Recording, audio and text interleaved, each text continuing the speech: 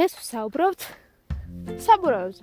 საბურავის ზომაზე და იმაზე თუ საერთოდ რამდენ წნევაზე უნდა დავუბროთ ჩვენი საბურავი. ამბავი არის ის, რომ თითოეული საბურავი არის ინდივიდუალური. თითოეულ საბურავს გარშემო აწერია ის ოდენობა, რაც რეკომენდებულია რომ დაიბუროს. თუმცა აქ გავგეწყეთ ერთ ინფორმაციას.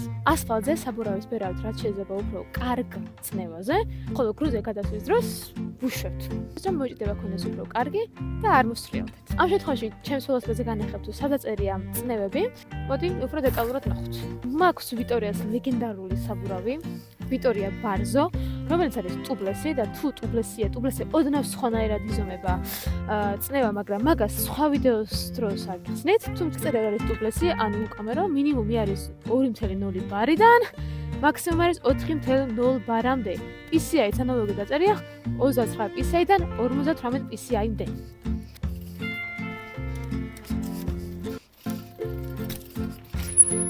გავყავი ჩემს გვერდებზე და შემდეგ ვიდეოში მე გასწავლი როგორც აღმართ ჩასვლის ტექნიკებს, ისე აღმართ ჩამოსვლის ტექნიკებს და სხვა კიდე ისეთ უნარებს, რომელიც დაგეხმარება გახდე კარგი ველოსიპედისტი.